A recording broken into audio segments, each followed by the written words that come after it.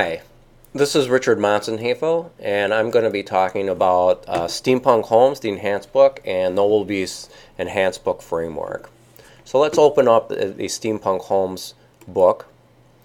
We wanted to solve a number of problems with enhanced books that we've seen. We believe they add a lot of value, but we think sometimes the finger candy gets in the way. So one of the biggest things we wanted to solve was the elimination of distractions. When you open up a Noble Beast book, in this case Steampunk Holmes, you should be able to read it without being distracted by, what I call finger candy, which is just basically a lot of effects that don't really add value to the book. These are illustrated books, so of course you have illustrations, but you can just page through them and read them as you would any other ebook.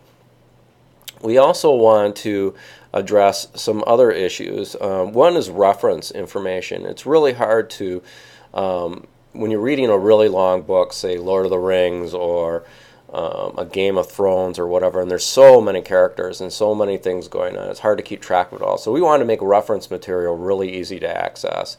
As you see, some of the words have a slight highlight. It's very subtle, again, to avoid distraction, but anytime if you lose track of a character, you can just click on their names, in this case Holmes, and up pops the character portrait. And this allows you to keep track of the characters. Facial recognition is really strong with people.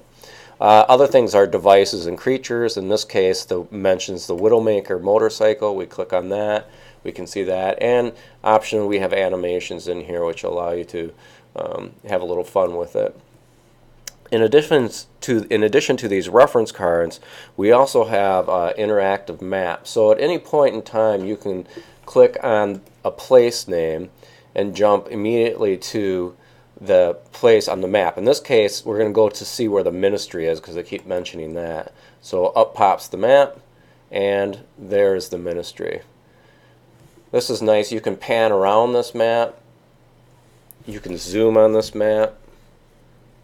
And the map renders actually a lot faster. This is on a simulator.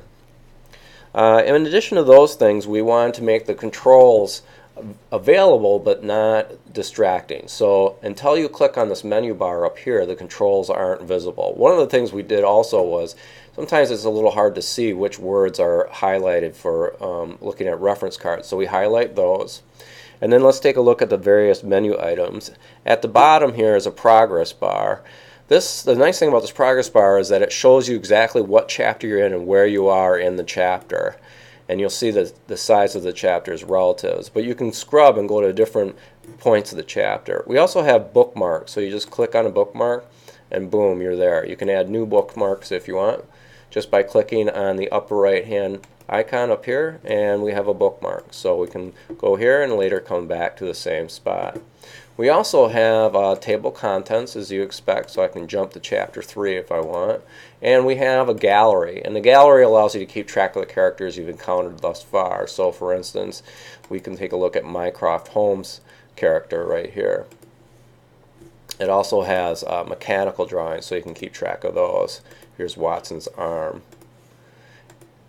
In addition to this, there's another mapping feature which allows you to know where the characters have been and where they are going. So in this case, the characters are en route. It's a car chase. They started on the lower left-hand corner. They're up at the right-hand corner. And as I go through the pages and I go to the next page, I click on the map and it shows where they are now, which is a different place than they were before. So it constantly updates the progress of the characters as they move through, showing you where they've been and where they're going, which is a really nice feature. And again, these maps can be panned and zoomed and that sort of thing. They actually render kind of slow here because this is on a simulator, but on the iPad they render fairly quickly. Finally, we've added the ability to add background music, in which case we're using Abney Park for this one, and a narrative which enabled us to greatly increase our speed. For if we had left the dangers of the uneven Kentish country. And of course you can control the volume on either one of these, and we have automatic page turning, which is optional too during the narrative.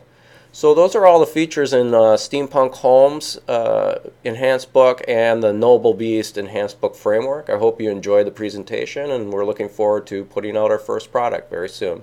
Thank you very much.